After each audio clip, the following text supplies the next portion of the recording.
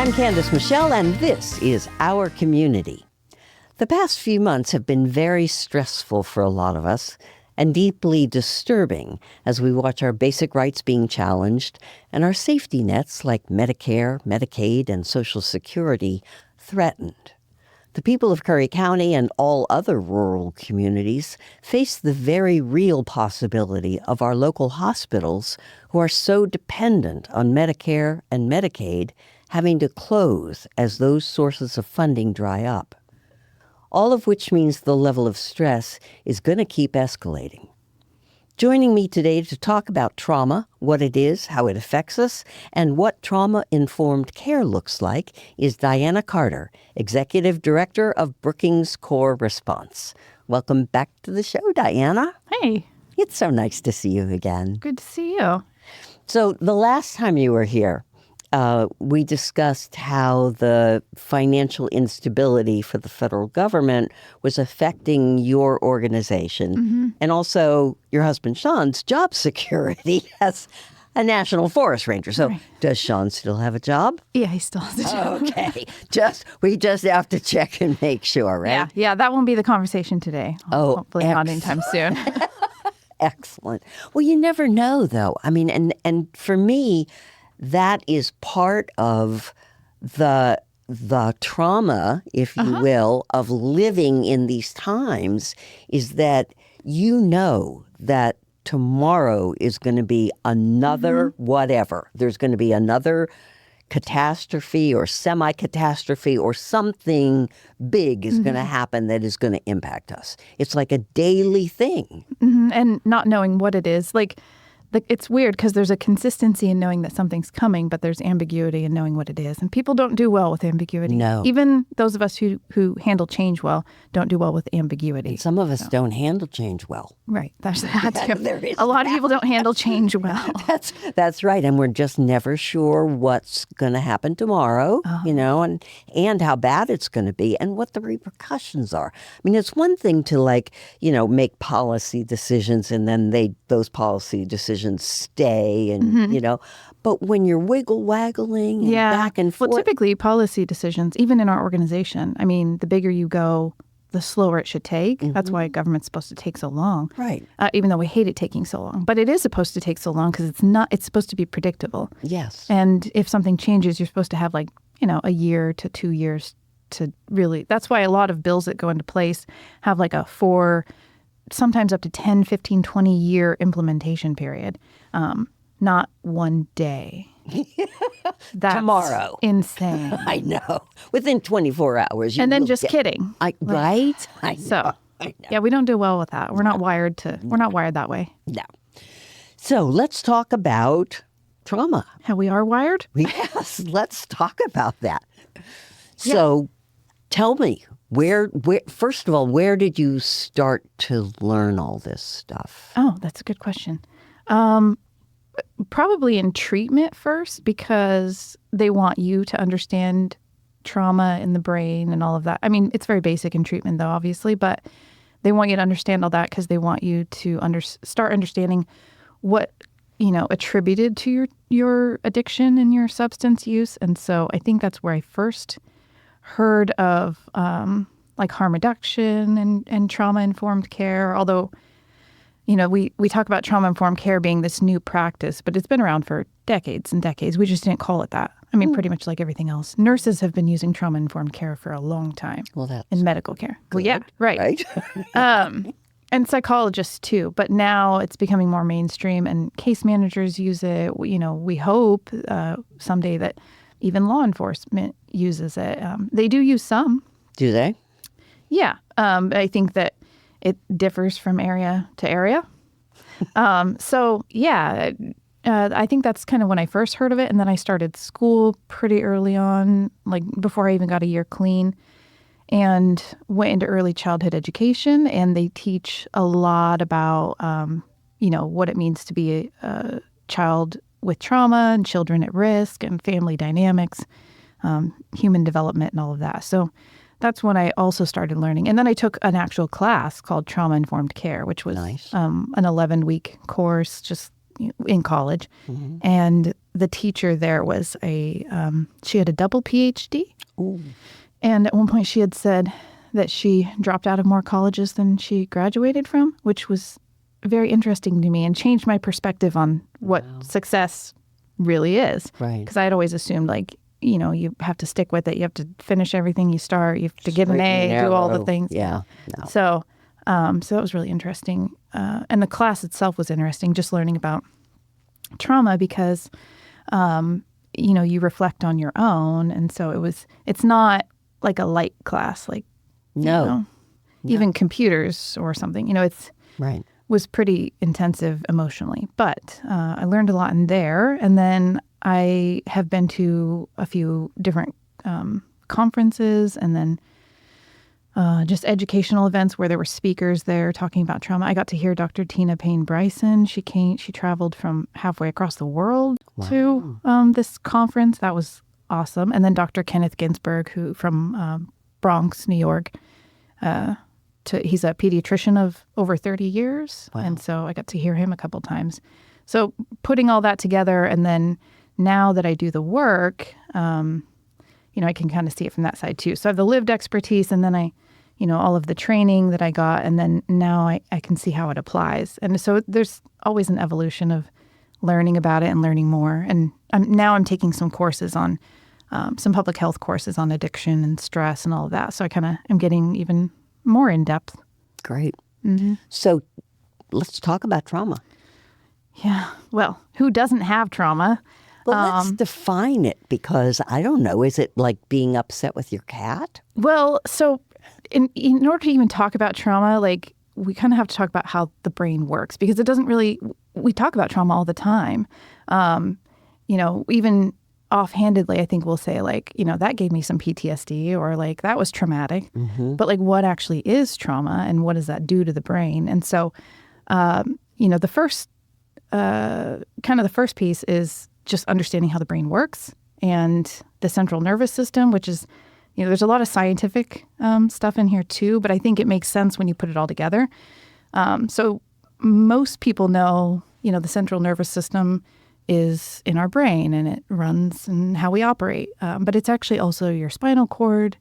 You have over 20 sets of nerve pairs that go down your spinal cord, that go into your body and connect to all of your muscles and your organs and your cells. So the central nervous system is throughout our body. It controls everything that we do. It controls how we move. It controls our feelings and emotions, how we store information, and then how we put all that together. So I liken it to, if you were, like, this explains all the different sides of it. So if you were to, and I told this one to my staff the other day, because this is kind of the best story I have. So if you were to see a picture of a donut, and then, you think, oh, I want a donut. And so then your mouth starts watering. So that's automatic. And then you might get up to go get in the car to go get a donut. And then you might drive, and Sean would appreciate this. You might drive on Mother's Day to the donut shop, and then they don't have any, and then you get sad. Aww. And so that might have actually happened. And I might have told him it happened at 10. And I think that he didn't go until like almost noon. So we probably should have known there weren't any. But all of those things, it's essentially your brain controls all of that, but it's your central nervous system.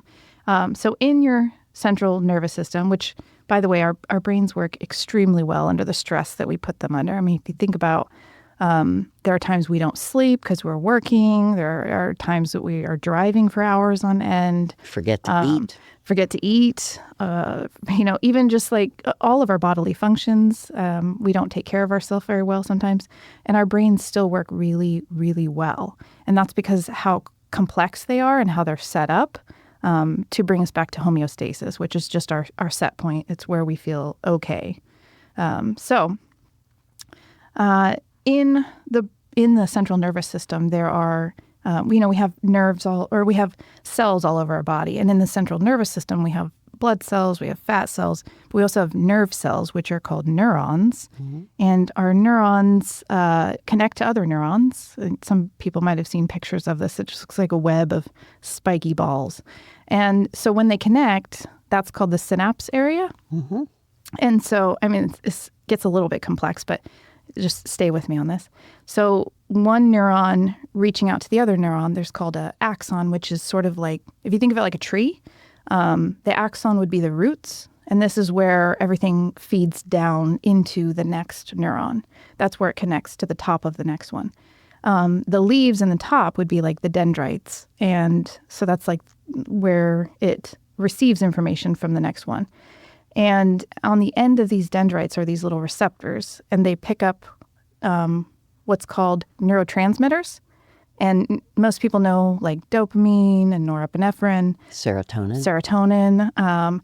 There's also a really important one called acetylcholine. That's one of the most important. They're all important, but that's one of the most important neurotransmitters because that also helps your muscles function and helps your memory and things like that. So when you drink or you have trauma that interferes with the acetylcholine, you can actually lose memory, you can lose some function. When you drink alcohol and it interrupts those neurotransmitters, it can actually lead to lack of muscle use, which is why people aspirate when they vomit. It directly has to do with the neurotransmitters. So the axon, which is the roots, releases neurotransmitters, and they decide before they come out what they want to, what it's supposed to be, whether it's serotonin or dopamine or whatever. And then it sits in this synapse area, all these neurotransmitters. And when the receptors pick them up, eventually they're done with them. They've released their charge and they kick them out. If there's more, it'll pick up more. So that's why, like if somebody uses substances that release like a ton of dopamine into the synapse area, you can overdose. That's how people overdose. Is you get an abundance of neurotransmitters in that synapse area, and then it can't handle all that. The receptors can't handle it all. So that's kind of how our brain operates. It happens so quickly. Like think about how quick you choke when food hits the back of your throat. That's how quick these synapses happen, and release neurotransmitters and pick them up and all that. So it's pretty amazing how quickly our brains work, and that we don't know all this is happening. So that's kind of how all of our functions happen. And then we don't really know how that information's stored or how it all works together completely, but we know how to disrupt it, which, that's how we have drugs that we prescribe to people.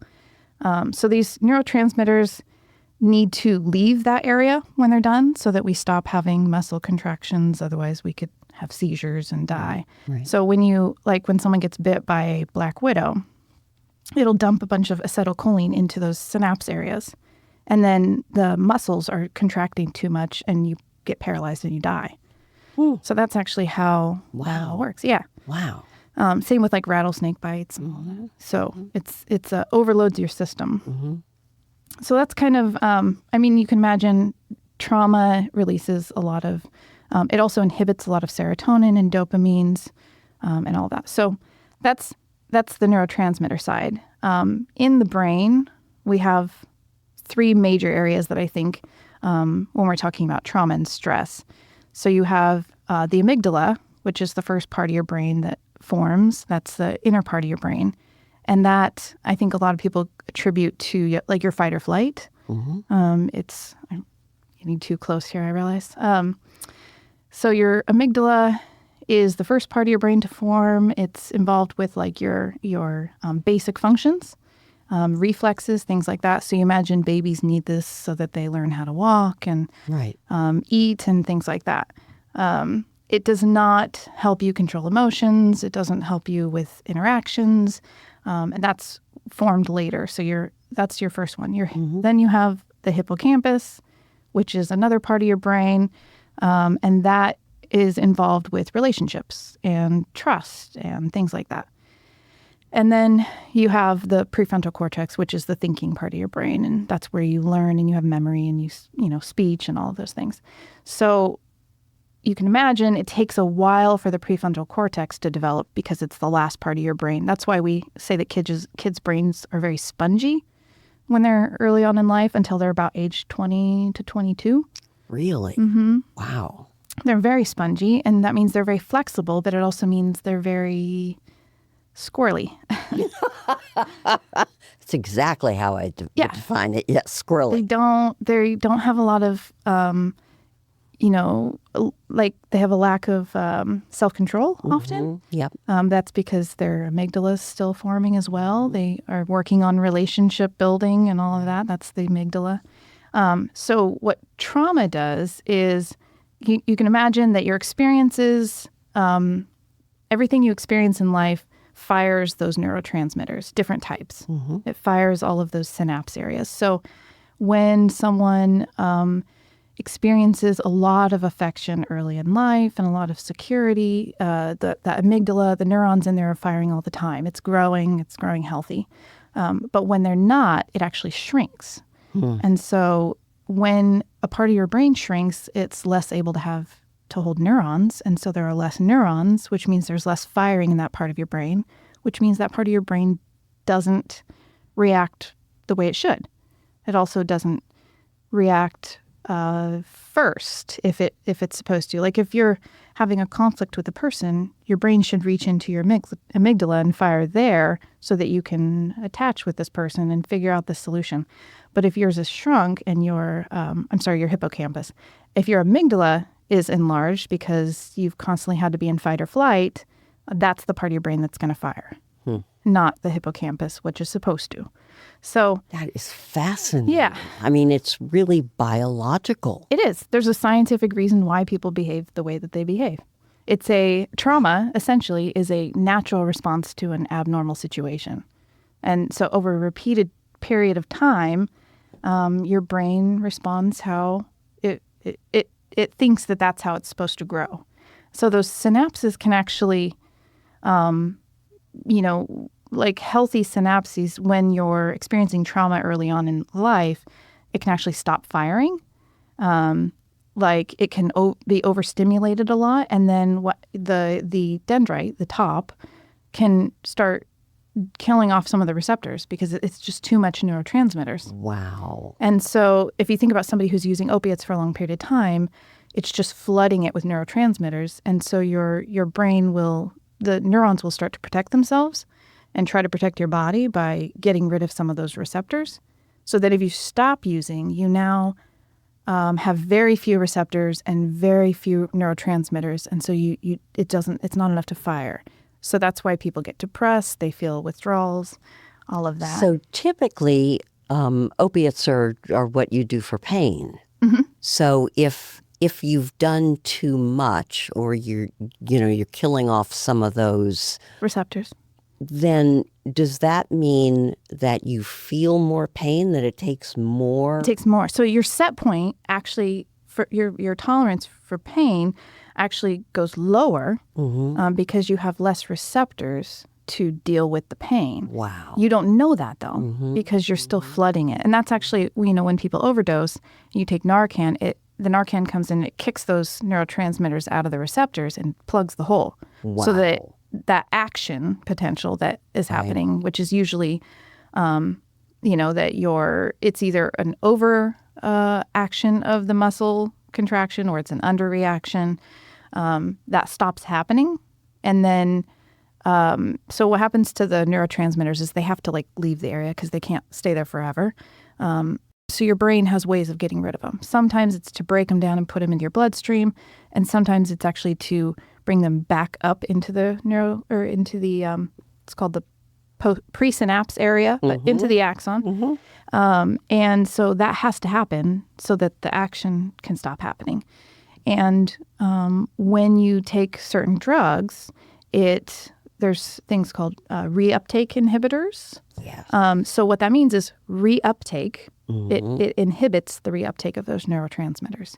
So you keep them in the area for a longer period of time. So if you take an SSRI, which is a reuptake inhibitor that people take for depression, it stops the serotonins and some of those neurotransmitters from reabsorbing so quickly. So you get a little bit more of the good feeling. So that's how it kind of helps you stay. So what was the initials that you used? SS? SSRI, which is it's a serotonin inhibitor. Yeah. Okay. So it helps. Because I know I take an antidepressant, and I know that it has to do with my serotonin reuptake. Yeah. So I love reuptake knowing just this. means that the body brings it back up into the axon so that it stops firing the next one. So Fascinating. if it stops the reuptake, it means that it keeps the serotonin in that synapse area longer so that you can feel better for. So trauma sets you up to not be normal in terms Trauma can change the brain because, first of all, it can shrink certain areas of the brain and enlarge certain areas of the brain. It can overactivate some of your synaptic, actions, and that can cause, or it can prevent them from firing. And then some of those synaptic, we lose synapses all the time because we're not using. If you don't use it, you lose it. And that is true because literally it's just an electrical charge. So if you don't use it for a period of time, it just stops. It's not connected anymore. And so that's why that's why your hippocampus can shrink, is there's not enough neurons firing in there. And so when a kid experiences trauma, and I should clarify, trauma is just anything that happens that you don't have the coping skills to handle. So that's one thing, you and I could go through the exact same thing and not one of us could be traumatized and the other one not. And that's because one of us might just be able to cope better with that specific situation. So trauma is any event that happens that is more than what you can cope. So if you think of physical trauma, you're bleeding more than you're meant to bleed. Right. So the same thing. Or you're being swarmed on by a swarm of yellow jackets. Right. And more than maybe one more than you're able to handle. Or 20 more. Yeah. Yeah. So emotional trauma is just, same kind something of, that's more than you can emotionally Right. handle. And, kids really can't handle a lot. So it's really easy to cause trauma for kids, especially if they don't have healthy attachments, because healthy attachment helps keep the amygdala normal size and helps build the hippocampus and the thinking part of their brain so that they can better deal with things. So trauma on a kid, in any of us, but certainly on a kid because their brains are still so spongy and there's thousands of neurons being formed every day, whereas you only have maybe 600 or 700 a day that are being formed. But you still have some. You can still learn new tricks, Candice. It is actually scientifically possible. That is, even though I'm an old dog, I can. Yeah, the science speaks to that. I love that. But for kids, if they don't have a healthy attachment and that hippocampus isn't, the neurons aren't firing, then they can actually reroute the signals to where they think it's supposed to go. And maybe that's the amygdala instead, so that when they see a situation, instead of going to the hippocampus and in the prefrontal cortex and trying to problem solve or reach out for help, it goes to the amygdala and then it's fight or flight. Or reflex. And but also reaching out for help is one of the, I would say it's probably the quickest way for us to get our needs met. And it's also one of the ways that we cope. And so if you think about somebody who's not able to tap into that part of their brain, or it's been rerouted, like physically it's been rerouted, they literally can't access that part of their brain to reach out for help. Wow.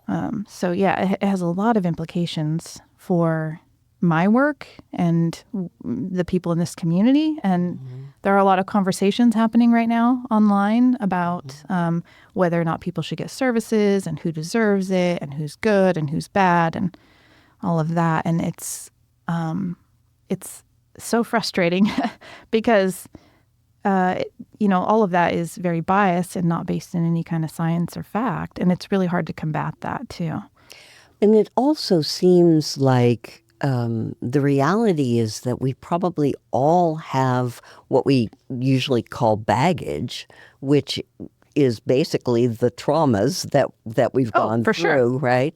And we don't know what each other's baggage is. We don't know. We don't know. Like, I don't know how your brain is going to react to me saying something to you, right? I don't know. Right. My brain reacts a certain way, but yours could react a whole different way. And and that's actually kind of the first component of trauma-informed care is understanding that, oh, we're not going to respond the same way to the same thing, and I can't expect that.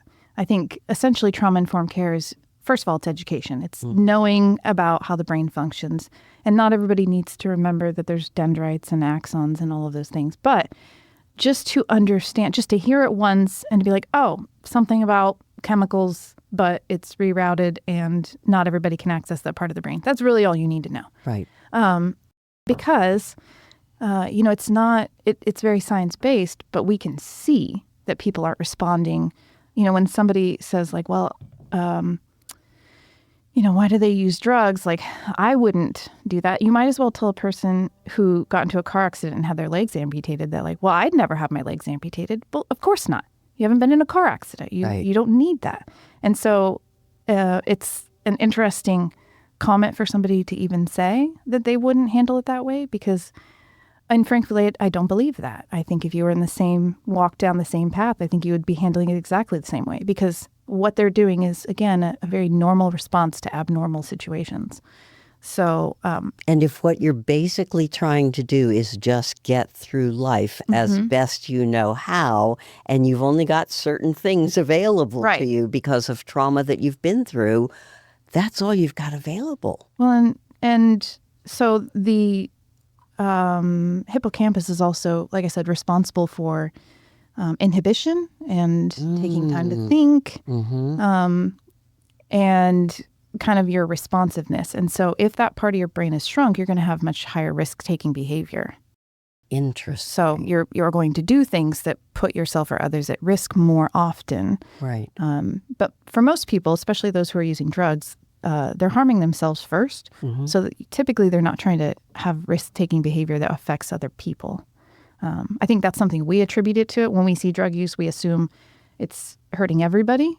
And I can't say that that's true because isn't it kind of self-medicating? I mean, isn't that basically? Oh, yeah. So somebody's just trying to make themselves feel better. In the same way that you take an antidepressant, right? That's exactly what they're doing. It's just not regulated, but it does take a while for people to trust the systems and be able to go in and asking for help. Asking for help is like the basic foundation of humanity. So if you were going to, we're talking tens of thousands of years, those who survive are the people who can reach out and ask for help. And do you know how counter that is to the whole independent? Oh, yes. I am, But they do it. They just don't say they do it. Right. So like the people that say like, I got here all by myself. No, you did not. Nobody got here by themselves. Like I could say that every day. Like I built this whole organization by myself. That would never be true because there are people, so many people who, if I hadn't had them there, I literally couldn't have done it. It looks like and I think that's going to be the death of us is like, I'm so independent and I can do this on my own. Yeah. Which is what my kids say before they do something really, really stupid. Really stupid. So I think that we're independent. But I think as a people, we're interdependent. And so I don't. Yeah, I think the whole independence thing is held up as the model, the thing that, you should be independent. And interdependent is much. Yeah. I understand that we don't want people to be dependent. Right, but it doesn't. But that doesn't have to be the other side of the coin. It can be interdependence. Yeah, that is where we're supposed to be. And that's what we're originally wired to be, is to ask for help. So fascinating. Yeah. So that's kind of, I guess, in a nutshell, that's sort of how the brain works. There's also, which I understand Tom knows a little bit of. I'm going to name drop him in there. There's also neuroplasticity, which is the good side of all of this. That's your brain's ability to grow and adapt to new stimuli, which means, learning to talk, learning to walk, learning to drive. For an infant, when they cry, and then, typically their mother, but when a caregiver comes in and gives them care, that fires in their hippocampus and says, oh, when I do this action, I get what I need. And so that's how they learn. And then they also learn if there is no response, they learn that when I reach out, again, this shrinks the hippocampus. When I react from this way, I don't get my needs met. So stop doing it.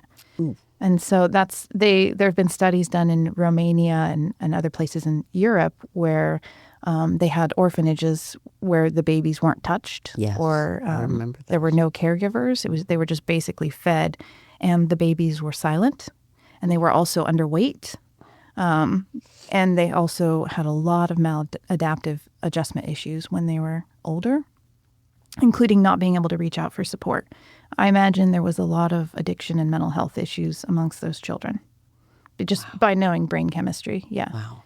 So neuroplasticity, though, is our ability to change and reroute some of those in the right direction as well. So it's just, I mean, neuroplasticity could certainly be a negative thing for us. Like I said, it's also when you don't get the desired response, your brain grows in the wrong way. But your brain actually can heal from trauma. It just takes a long time, and it takes interaction. So, like, we also, I mean, I hear the threads, I hear the comments online, and we want people to just be better. But you actually can't do that on your own. You have to have a relationship with someone where you can have trial and error. And that's the hardest to find in our society, because people don't want to be beat up on, emotionally or physically, obviously. And so when you have someone who literally needs to reset everything and learn how to have attachment, that's why we have therapists and we have counselors in treatment. We have mental health treatment where people actually go to inpatient treatment for mental health. And I think the idea is that they establish a connection with some kind of provider or a case manager or peer support, and they're able to start building relationships so that they can start rerouting. Like, I know myself, I didn't have a lot of childhood trauma, but I had some, and I'm also neurodivergent, which is a whole other rerouting of the brain, because sometimes people react differently to things because they're neurodivergent, which just means that there was, their brain wired differently early on in life, even without the trauma. So I know that there are ways that I do things that may seem abnormal to other people. But I've also learned, I also had a lot of resilience, which is the opposite, sort of, I guess the preventative measure for trauma is resilience. And so I had people who cared about me, who took care of me, and had some stability in my life. So that's why I was able to get through those things without, relatively without a lot of lasting effects. But I do have to think about things differently sometimes, or do things differently, I think, than other people. That's not uncommon. It's just I know that I have that. So I think most of us generally can handle quite a bit and cope throughout the day with most things. But all of us have to take some time at least to heal from something. Well, I remember when my dad died, and that was the first major loss I had in my life, the first major close family member that died, and I was a basket case.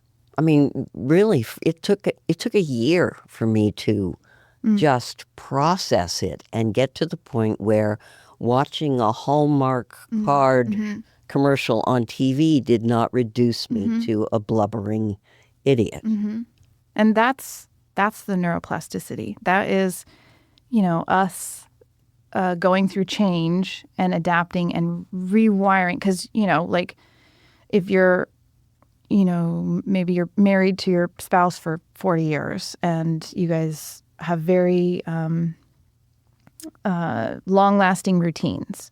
And maybe every night you eat dinner and then you guys go into the living room and you sit down and you watch TV. And so if they pass away, for a long time, you're going to go in there and sit down and look over, and they're not going to be there.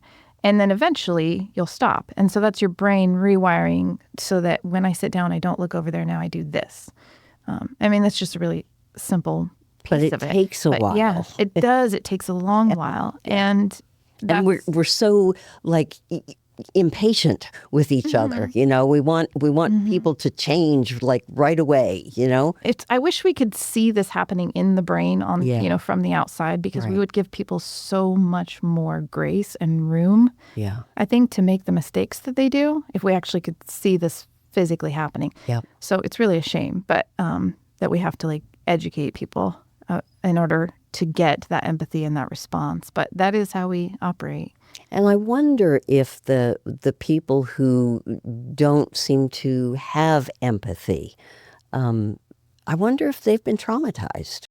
It does. So when you aren't able to access some of those parts of your brain, you're also not able to access some of the critical thinking and reasoning skills. And so it would make a lot of sense that somebody who had trauma is not able to kind of comprehend. When I went through my addiction, and this is really common for people in addiction, I was around a lot of addicts and judged them pretty harshly and was like, but I'm not like them. And so we also like to think of ourselves as special and different, for sure. And it's so funny because, seriously, right? Yeah. I'm different. I don't, yeah. We call that terminally unique, because in addiction, really in any addiction, it doesn't have to be substances, but certainly in substance addiction, if you don't see yourselves as a part of this damage and this trauma and recognize that you're where other people have been and here's how they got out of it, then you stay in it and you die. And so that's why we call it terminally unique. Wow. So being able to say I'm just not just, but right. I'm in the same situation as other people. We're all going through it. We're all here together. But we don't think of that. And we also, when we see other people going through it too, we don't recognize any of that in ourselves. So it's fascinating. It's just fascinating. It's also terrifying sometimes, just because I wish more people knew it, because we're all just out there kind of walking around without this information. During COVID, it felt like most people were in the same situation. There were people who were like, oh yeah, COVID doesn't exist, or it's a bad cold or whatever. But most of I think some of that was a trauma response too, to just bury your head in the sand. That is very much a trauma response. And I do think, and this may be men in particular, but just people in particular don't like to think of themselves as going through trauma, and don't like to think of themselves as being damaged.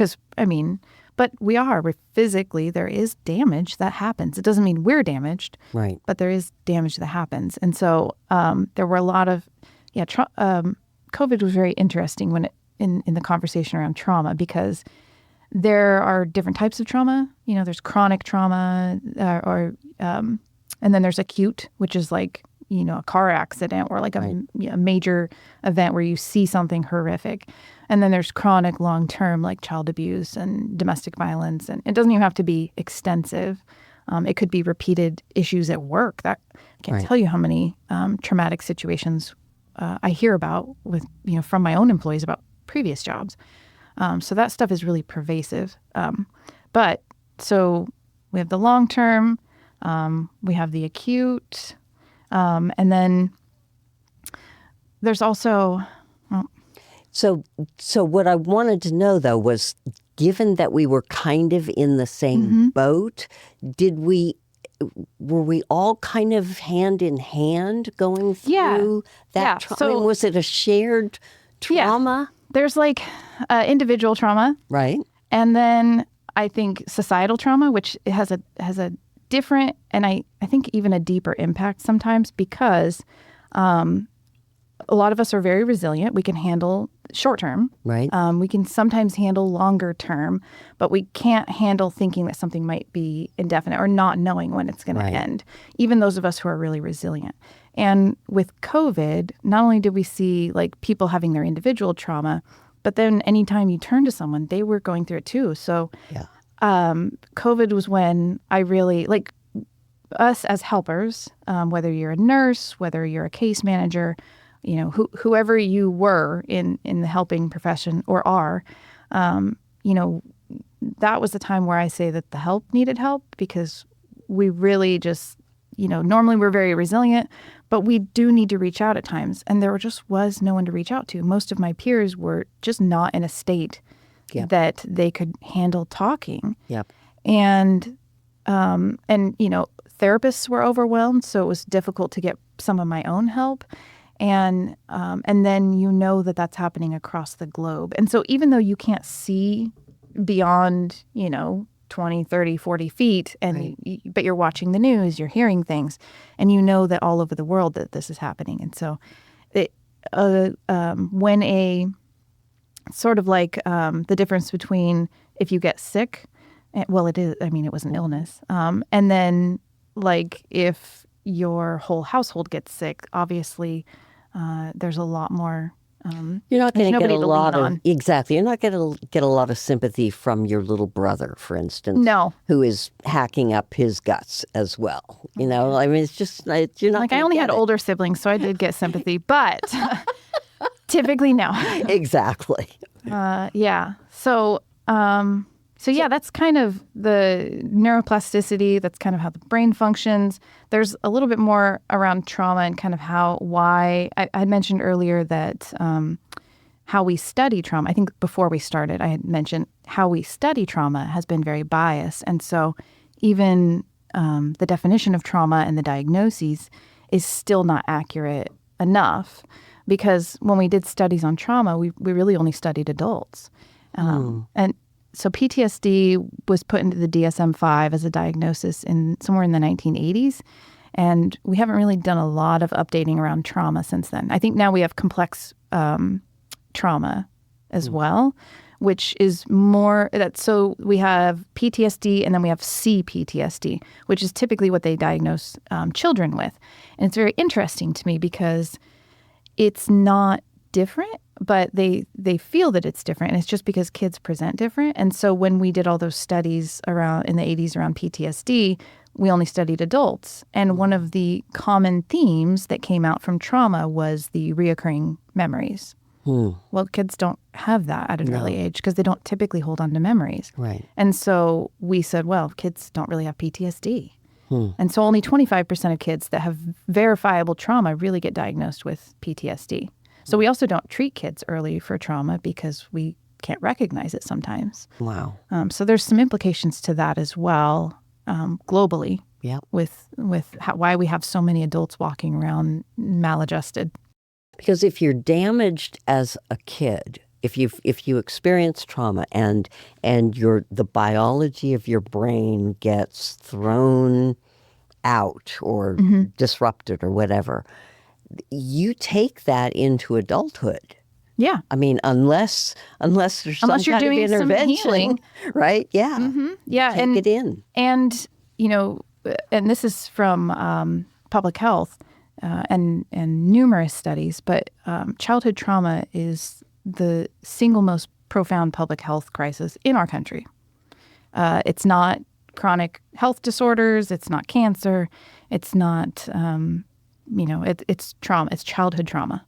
Wow. Because it causes, so we know from ACEs and from various studies. What's ACEs? ACEs is adverse childhood events, which, and I don't have a lot in here on that, but it's essentially, they did this study on, it was on adults, but they asked them about questions about their childhood. And Kaiser Permanente originally did this study, I think in the 90s. And really transformative study because a lot of other studies came from this and a lot of implications. But essentially they studied this large group of people. Now, again, it was adults, was a lot men, and it was mostly white. So the data skewed. Right. But further studies have confirmed this. So essentially they've got it down to kind of 10 questions. And you answer these 10 questions about your childhood. And it has to do with, one of the questions I think is, did you ever watch, I think this probably needs to be adapted a little bit for more inclusive families, but did you ever witness your mother being hit by your father? That's one of the questions. Another question is, were there points in your childhood where you were hungry and didn't have any food? So kind of questions like that. Mm-hmm. And then they put all these together, and then they look at your physical health, and then they draw all these conclusions from it. And so they did several of these ACEs studies over a long period of time. And at this point, there's enough data to conclude that by the age of 7, we actually can tell whether or not a child will use substances. You're kidding. Mm-hmm. It's that trauma in childhood is that profound, that Wow. it is the single most driver of our public health issues, including chronic disease, including cancer, including all of the things we're trying to fight now. If we just studied childhood development and we just studied childhood trauma and worked to stop that, we would have a much healthier community. That's shocking. The science has been around for a long time. We just don't talk about trauma the way that we should. And we definitely, it is really hard. I think many of us can agree. It is really hard to see a child acting out and think, I think that they need a hug. Like, I know Right? we think that sometimes. Mostly you want to throttle them. Right. And think about how much even more hard it is to see an adult doing that. Right. And think, like, they need help and support. I mean, most of the time we think they need to go to jail. They need treatment. They need, we know what they need. Right. But we actually don't, because they know what they need. But yeah, so Oh, that is just fascinating. it is definitely a powerful predictor for chronic disease and addiction and all the things that we try to fight as a community. I just wish that I wish that everybody knew this, because Right. we would literally refocus on childhood trauma right now, and our numbers of our healthcare dollars would be spent better. And I think that there would be more compassion. I mean, if we actually knew what this is, right? And that most of us do experience some kind of trauma, as maybe it's little trauma as a child, but there's something is usually And there. it doesn't actually matter if it's little trauma or big trauma. That doesn't matter, because it still does the same thing to the brain. So it's almost irrelevant, other than how the person is perceiving it. Because when trauma of any size happens for someone, it can reoccur for them. And when it reoccurs, it can re-traumatize them. And that same firing happens in the brain, whether it's big or little. And so if a person continues thinking about even small issues for a long period of time, that's why we do like gratitude lists and things like that. It's literally to help your brain fire in a different direction. And which our brains do heal. It does reroute. It can figure out.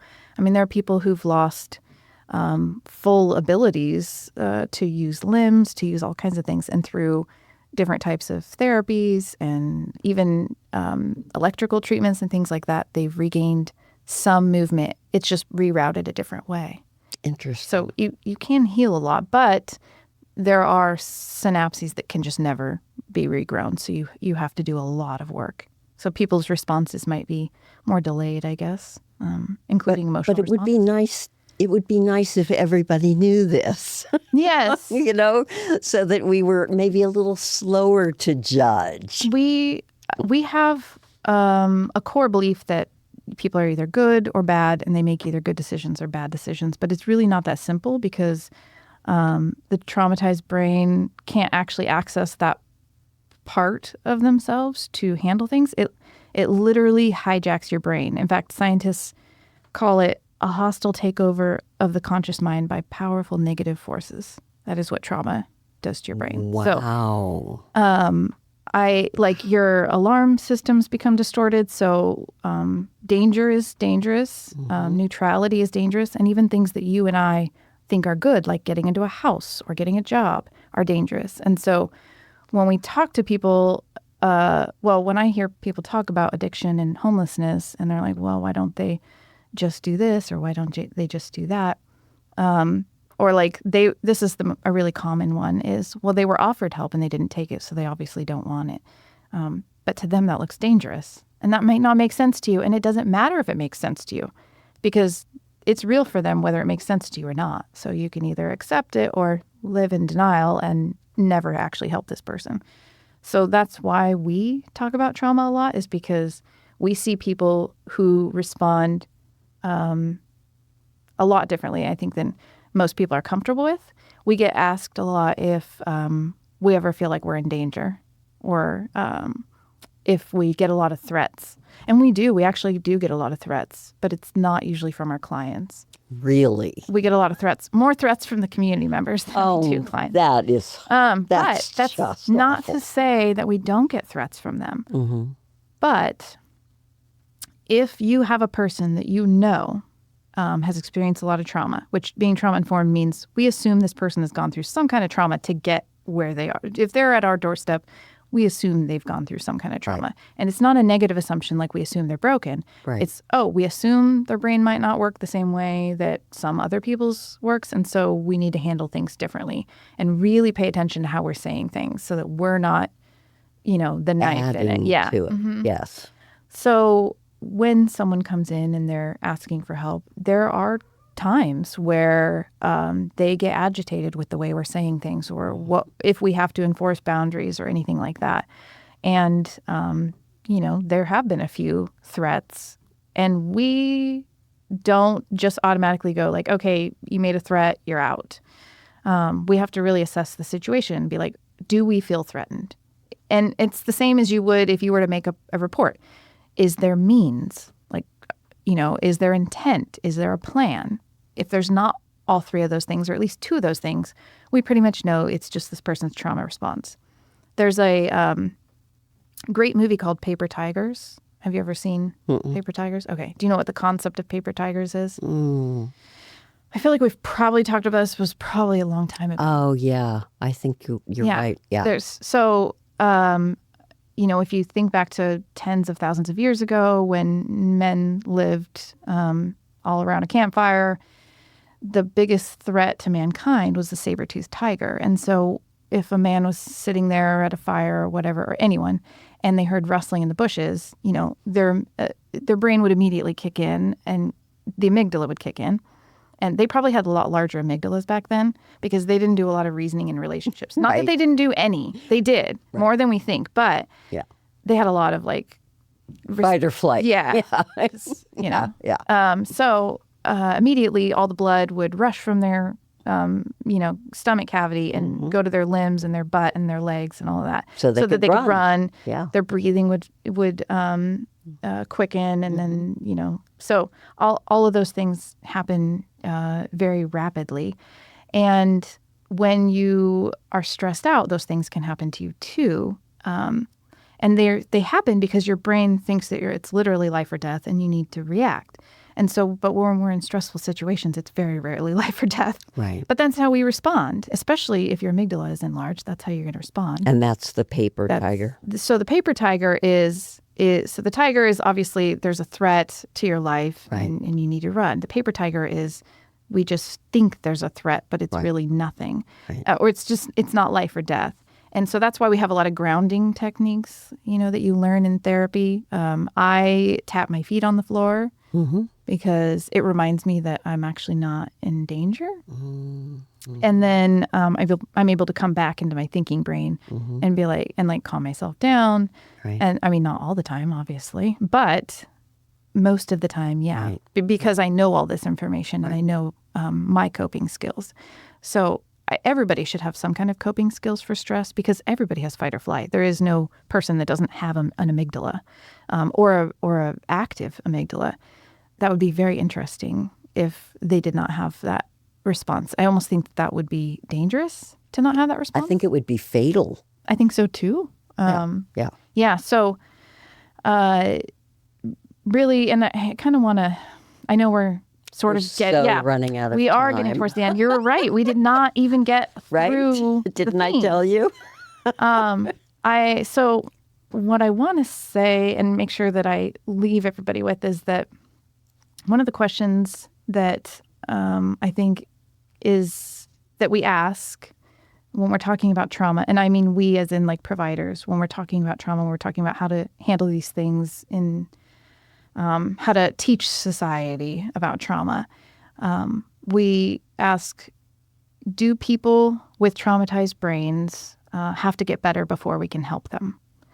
And I think it's a really interesting question, and it makes people uncomfortable if you don't have a lot of education around this, because the answer is yes if we keep using the same tools that we're using. Yeah, then people with traumatized brains have to get better before we help them. But if we actually knew the science to it, I think people would understand that that's not possible. It's literally not possible. You actually have to meet somebody where they are. Yeah, they actually can't right. regrow that part of their brain on their own because that's just not how it works. And it takes relationship. Mm-hmm. And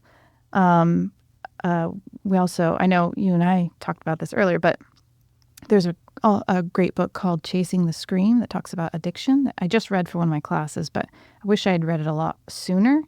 And the whole, it's written by Johann Hari, and he's a great writer. He did a lot of research about the war on drugs over the last 100 years. It's very sequential. It's easy to follow, and it's easy to listen to if you have audiobook. But he summarizes all of his findings with that the opposite of addiction is not sobriety. The opposite of addiction is connection, because that's what the studies show, is that connection is what...